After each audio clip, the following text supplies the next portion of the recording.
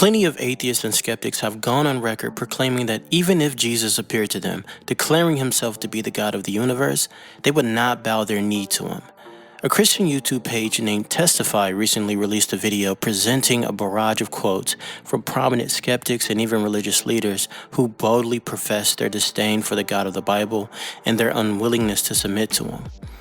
His intent in the video was to show that some persons may be too far gone, insistent on preserving their feeble and insane desire to reject their creator out of spite and malice. Some persons simply won't bow to God despite the amount of evidence presented. I find this position problematic on a couple of counts. The first problem stems from the idea that the amount of evidence for some persons is irrelevant to their decision to reject God. His purpose in presenting some quotes had to do with the fact that in many of those quotes, God's hiddenness is not the problem in these hypotheticals. Some quotations claim that not even an appearance of God would change their minds in giving allegiance to him. However, much of their rejections stem from points of view and opinions about God that may or may not be accurate. For instance, author Zora Neale Hurston says, "All gods who receive homage are cruel. All gods dispense suffering without reason. Otherwise, they would not be worshipped. Through indiscriminate suffering, men know fear, and fear is the most divine emotion." Desmond Tutu says, "I would refuse to go to the homophobic heaven. No, I would say sorry. I would much rather go to the other place." There are profound moral confusions and ambiguities at the center of many of these characters in Testify's video. Let's take what Zora Neale Hurston said about God allowing suffering without reason. Would the Testify page owner agree with Hurston's claim about God, or would he say that such a belief is an inaccurate representation of what God is actually doing? Does not God have morally sufficient reasons for permitting sufferings?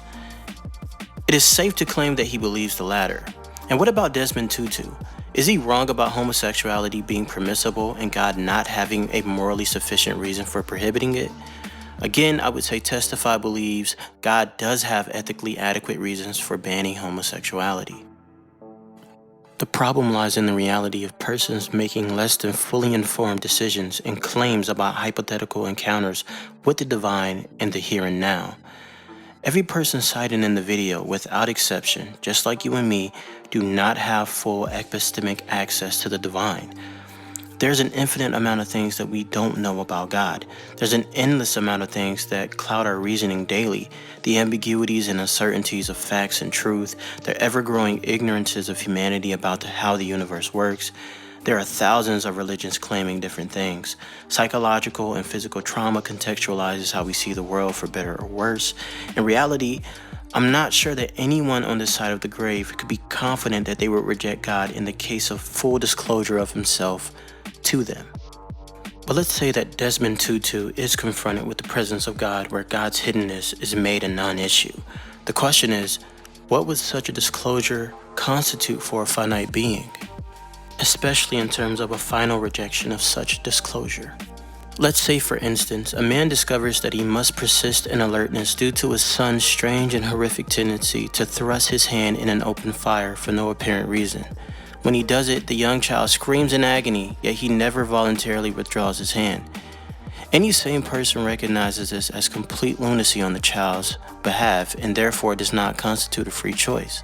What the child does is more akin to randomness and chance than anything resembling a free choice. So what we learn from this story is that a free choice entails a minimal degree of rationality.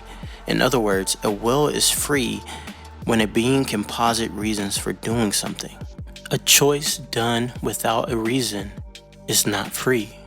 What does it mean to reject God? We ought to distinguish between two senses of rejection of God. If a person's refusal to accept God does not rest upon ignorance, misinformation, or deception of any kind, then let's say the person has made a fully informed choice to reject God.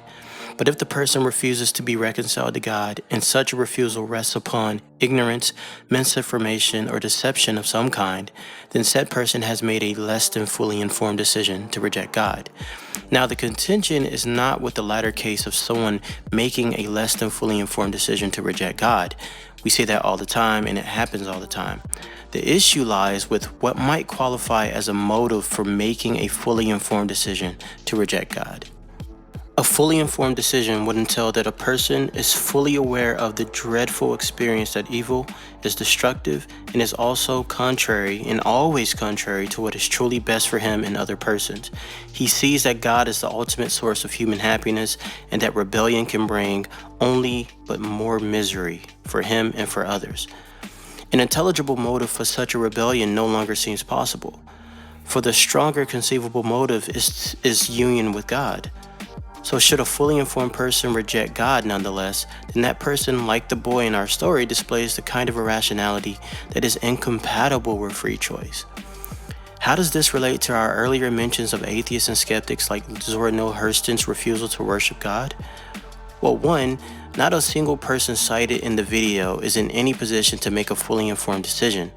They are all mired in ambiguity, ignorance, illusions, and delusions. Two, a fully informed decision, or in other words, a decision that rests upon an absolute disclosure of who God is, makes a rejection of God highly implausible, perhaps even impossible. Misconceptions about God, like many of those persons have, are only obstacles to an ultimate free choice. You are free when you have chosen well. The truth will make you free. So will any of these persons refuse to accept God? No, if God allows for a fully informed choice.